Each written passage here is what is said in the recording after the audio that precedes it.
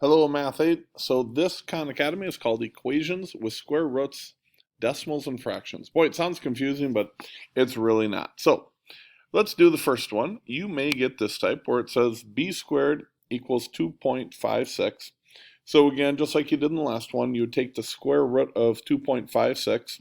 When you take 2.56, you're going to get 16, and then you got to just remember that in order to get the decimal in the right spot, the decimal would have to go between the 1 and the 6. Now, if you remember from, I think it was two or three cons ago, that when you take the square root of this, the reason it's 1.6 is because 1.6 times 1.6 equals 2.56. But I'm going to challenge you. Wouldn't also negative 1.6 times negative 1.6 equal 2.56? Because a negative times a negative would be a positive.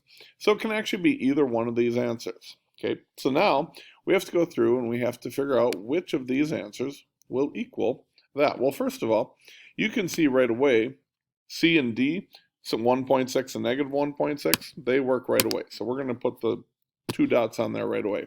The question is, do these?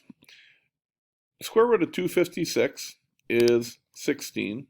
The square, there is no square root on the 10. That's just a real number on the bottom, so we just put that there. And because there's a negative in front of it, we have our negative in front of it. Now, what is negative 16 divided by 10? That would come out to be negative 1.6. So hey, that matches this one, so yep, that one works. The square root of positive 256 is 16 divided by 10 again, and that equals positive 1.6, which equals this one, so that works as well. So sometimes all four of them are going to work for you. Okay, next one. All right, so now we've got the square root of, we've got x squared equals this, so we have to take the square root of the top number, square root of the bottom number. Square root of 100 is 10, square root of 361 is 19, but remember it could equal the positive version of this or it could equal the negative version of that. Well, since all of these are in fraction form already, we can just compare them. 10 over 19, no, no, no, no, none of them work. So this would be a none of the above. Okay, we're going to do one more like this because sometimes they do work. So I've got my one right down here. We've got b squared equals 16 over 121.